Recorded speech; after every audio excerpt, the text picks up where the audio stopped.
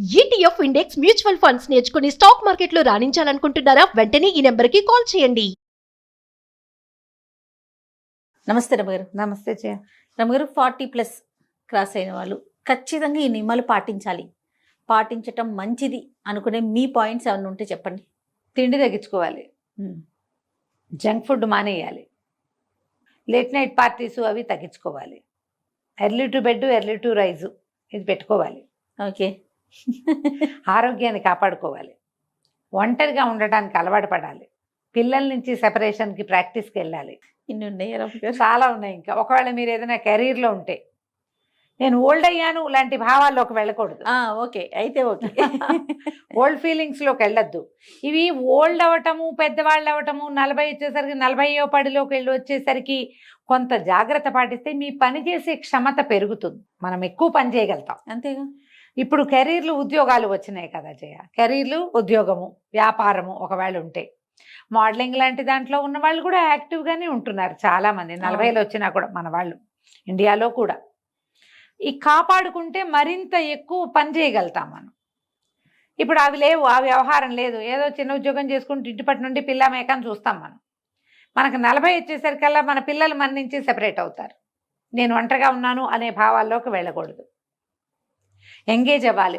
మనకు ఏదైనా ఒక సొంత వ్యాపకం ఉంచుకోవాలి, సొంత డబ్బు, సొంత సంపాదన, సొంత సేవింగ్స్. నేను ఆడవాళ్ళని చెడగొడుతున్నానని భావించకండి, అలాంటి కామెంట్లు పెట్టకండి దయచేసి. దీన్ని ఇండిపెండెంట్గా ఉంటేనే ఈ కాలంలో కుదురుతుంది. వీటితో పాటు మీకు ఏదైనా సొంత వ్యాపకం క్రియేటివ్గా ఉంటే కనుక ఏదైనా క్రియేటివిటీ ఉంటే దాన్ని ఎన్హాన్స్ చేసుకునేందుకు ఏదైనా ట్రై చేయటం, ముందు హ్యాపీగా ఉండటం, ఇది చాలా అవసరం. ఇప్పుడు ఎక్కడైనా ఇది వరకు 40s క్రాస్ అయితే పెద్దవాళ్ళు అనేవాళ్ళు, ఇప్పుడు 40 క్రాస్ అయితే పెద్ద ఏం కాదమ్మా. ఇప్పుడు ఎప్పుడు అంటారు రమగారు? ఇప్పుడు 50 దాటి 60 దాటితే ఇప్పుడు నేను పెద్ద అంటే నువ్వు ఒప్పుకుంటావా? కాదు, అంటే 60 దాటాలి. 60 దాటాలిగా. ఏమో అప్పుడు సంగతి నాకు తెలియదు, ఇప్పుడైతే కాదు రమగారు. ఇప్పుడు నేను ఓల్డ్ కాదు. నేను ఓల్డ్ కాదని ఎంతమంది ఒప్పుకుంటారు? నాతో పాటు ఎంతమంది ఏకీభవిస్తారో చూడండి.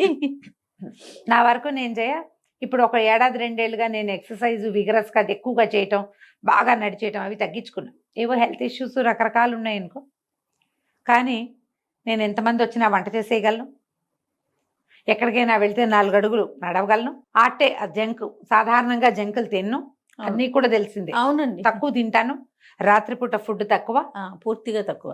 మరి 1 గంట 2 దాకా పార్టీలు వ్యవహారాలు ఏదైనా పెళ్లికి వెళ్తే ఏదో 11, 12 అవుతుంది, కానీ సాధారణంగా 11, 11 ఒకలా నిద్రపోతాను. నేను యాక్టివ్గానే ఉన్నానని నేను భావిస్తున్నాను. నాకు అంత మూమెంట్స్ స్లో అవ్వాల. అవును, నాకు ఫాస్ట్ మూమెంట్సే ఉన్నాయి, నేను గబగబా పని చేసేయగలను.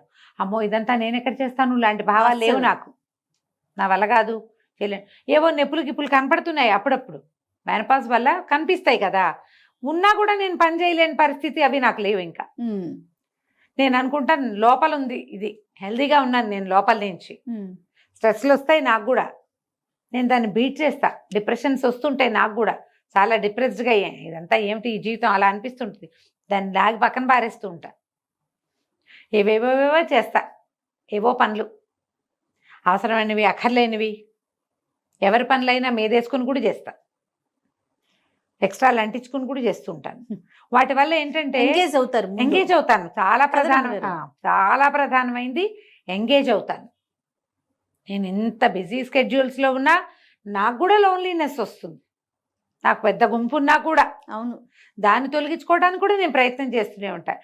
ఇలా నిరంతర పోరాటం చేసే పద్ధతిలో ఉంటేనే మనం హాయిగా బతకగలుగుతాం. ఇది నేర్చుకోండి, నాకెవరు నేర్పలేదు.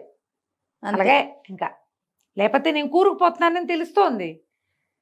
నువ్వు కూరుకుపోతున్నావు అని ఎవరైనా మీకు చెప్పాలా? నాకు అర్థం కాదు అసలు. అది ఎప్పుడు ఏదో బాధగా ఉంటుంది, ఏమిటో విసుగ్గా ఉంటుంది.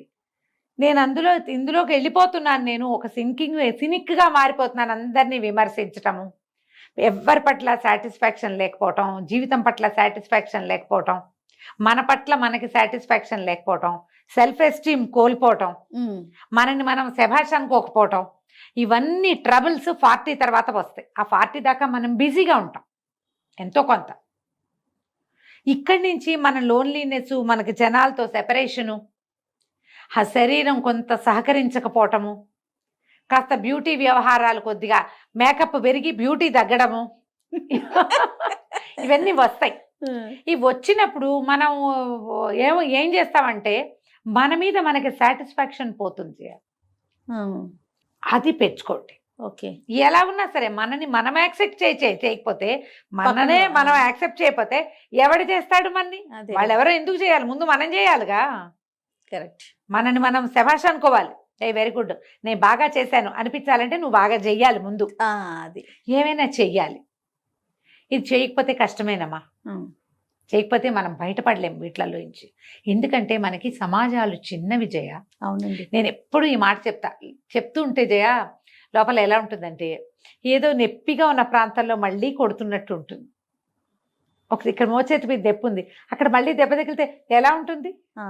అలా అనిపిస్తుంది నాకు ఈ మాట చెప్పడానికి. మనకి మన అమ్మా నాన్నలకి మనం ఒకళ్ళే ఇద్దరే పిల్లలుగా మనం కూడా ఉన్నాం. కొంతమంది నా ఏజ్ ఉన్న వాళ్ళు ఉన్నారుగా. మీకు కజిన్స్ తక్కువ, అందరికీ ఒక్కొక్కళ్ళు ఇద్దరిద్దరు. మధ్యలో ఈ కరోనా దౌర్భాగ్యం వచ్చి కొన్ని పోయినాయి టికెట్లు, జనం తక్కువ. ఫ్రెండ్ సర్కిల్ మెయింటెనెన్స్ అందరి వల్ల కాదు, ఫ్రెండ్స్ తోటి కూడా తూతూ మేమే అనుకుంటూ ఉంటారు. ఒకళ్ళనొకళ్ళు యాక్సెప్టెన్సీ పోయింది. ఎప్పుడైతే మనం పాండమిక్ చూసామో జయ, ఇతరులని భరించటం అనేదే పోయింది మన దగ్గర. ఇప్పుడు అలవాటు పడిపోయిందంట. ఇప్పుడు లోన్లీనెస్సే కాదు, అవతల వాళ్ళలో తప్పులు ఎంచడం మనం ఎక్కువగా చేస్తున్నాం. ఎంతసేపు తప్పులు ఎంచుతాం. అవును. అప్పుడు ఎవరుంటారు మనకి మనమైనా ఉండాలిగా. అంతేగా కదా. మనుషులు నుంచుకోండి. 40 దాటాక ఫ్రెండ్షిప్ చేయండి. ఇది ఒకటి నేర్చుకోండి. మీకంటే చిన్నపిల్లల్ని చూసుకోండి, వాళ్ళు యాక్టివ్గా ఉంటారు, మనం వాళ్ళతో పాటు లాగేస్తాం. నాకు అలాగే ఉన్నాయి టికెట్లు చిన్నవి, చిన్న ఫ్రెండ్స్. వాళ్ళతో మాట్లాడుతూ ఉంటే మనం ఇంకొంచెం యంగ్గా అవుతాం. అవును అవును. మన ఏజ్ ఫ్రెండ్స్ మనకి ఎలాగ ఉంటారు? మన క్లాస్మేట్లు, కజిన్స్, క్లోజ్ కజిన్స్ ఉంటారు. వీళ్ళతో పాటు చుట్టుపక్కల ఇళ్లలోనో ఏ ఫేస్బుక్ ఫ్రెండ్సో యంగ్స్టర్స్ అనగానే ఎక్కడికో వెళ్ళిపోద్దామా. కొంచెం మోతాదుగా ఉండి ఉంచుకోండి ఫ్రెండ్షిప్. ఎవరితోటైనా కబుర్లు చెప్తూ ఉంటే అప్పుడు అన్నీ బాగుంటాయి. నేను ఎప్పుడో చూసాను జయ, గుడ్డి సినిమా. గుడ్డి తెలుసా నీకు? ఎవరికి తెలీదా? అందరు చూడండి, నా ఫేవరెట్ సినిమా. తెలుగేనండి కాదు, హిందీ సినిమా. జయబాదురి యాక్ట్ చేశారు అందులో. జయబాదురి అప్పటికి చాలా యంగ్, ఆవిడ మాకంటే చాలా సీనియర్ కదా, చిన్నపిల్ల. అందులో ఒక ప్రార్థనా గీతం ఉంటుంది. సబ్కో మన్కో శక్తి దేనా మన విజయ్ కరే, दूसरों के जैसे पहले खुद को जय करे. ఇది ఆ పాట. అపని మనకో శక్తి దేనా మన విజయ్ కరే, మన మనసు విజయం చేయాలి. ఈ పాట ఎంత బాగుంటుందో, నేను అసలు బాగా పాడలా, ఎంతో బాగుంటుంది. ఆ 2 వాక్యాలు నాకు చాలా చిన్నప్పటి నుంచి ఇష్టం. నాకు హిందీ వచ్చిన అర్థమయ్యే నాటికి చూసిన సినిమా అది. ఎవరినో జయ కాదు, ముందు నీకు జయకారం చేసుకో. నిన్ను నువ్వు శభాష్ అనుకునే లెవెల్లో నువ్వు ఉండు. అంతే. నువ్వు ఏడ్చినట్టుండి ఏదో ఒకటి చేసేసి శభాష్ అనుకోవద్దు. బాగా చేసి, బాగా ఉండి, మనిషిగా ఉండి, సరైన వ్యక్తిగా, మంచి తల్లిగా, మంచి సోదరిగా, మంచి భార్యగా, మంచి యజమానిగా, మంచి ఉద్యోగిగా ఉండడానికి ట్రై చెయ్యి. నిన్ను నువ్వు గొప్ప చేసుకో, నిన్ను నువ్వు శభాష్ అనుకో, నిన్ను నువ్వు సంతోష పెట్టుకో. దీనికోసం ఇతరులను బాధ పెట్టకూడదు. అది డెవలప్ అయింది ఇప్పుడు. నువ్వు హ్యాపీ అవ్వాలంటే వాళ్ళు ఏదైనా అని నువ్వు హ్యాపీ కాదు, నువ్వు అచీవ్ చేసి హ్యాపీ ఫీల్ అవ్వు. గుడ్డి సినిమా వెతకండి అందరూ, ఈ పాట కోసం వెతకండి. అబ్బో భలేగా ఉంటుంది పాట, చాలా బాగుంటుంది. అసలు ఆ 2 వాక్యాలు చాలు, ఇంకేం వద్దు. మన పట్ల మనకి డిస్సాటిస్ఫాక్షన్ ఉంటే దాన్ని పోగొట్టుకోండి. స్ట్రెస్ రిలీవ్ అవ్వడానికి ఏదైనా చేయండి, ఎనీథింగ్. మిమ్మల్ని గోతుల్లో పడేసే వాటిలోకి వెళ్ళొద్దు. సెల్ఫ్ ఎస్టీమ్ని కోల్పోకుండా, నీ కుటుంబ మర్యాద, పరువు, పద్ధతి పోకుండా, చెడకుండా, వాటిని పాడు చేసుకోకుండా, మరి మీరు ఎక్కడికో దిక్కండా పైన మనకు అందని ఎత్తులు ఎక్కడానికి ట్రై చేయండి. డెఫినెట్గా. ఇది 40 తర్వాత ప్రతి వాళ్ళు అసలు మనం ఏమిటి, ఎలా ఉన్నాం ఏమిటి, మన సంగతి ఏమిటి, ఈ పీరియడ్స్ ఏమిటి, ఈ రకరకాల ప్రాబ్లమ్స్ ఏమిటి, ఈ హెల్త్ ఇష్యూస్ ఎందుకు వస్తున్నాయి, దానికోసం మనం ఎక్సర్సైజ్ చేయాలా, డాక్టర్ని చూడాలా, జిమ్కి వెళ్ళాలా, యోగా చేయాలా, ఏదైనా ప్రాణాయామం చేయాలా, ఏదైనా థెరపీ తీసుకోవాలా? ముందు మీరు ఆలోచించండి. మీకు చేత కాకపోతే మాలాంటి పెద్దక్కైన ఎవరైనా కనుక్కోండి. తప్పకుండా రమ్మగారు, అప్పుడు ముందుకెళ్ళండి, బాగుంటుంది. ఖచ్చితంగా.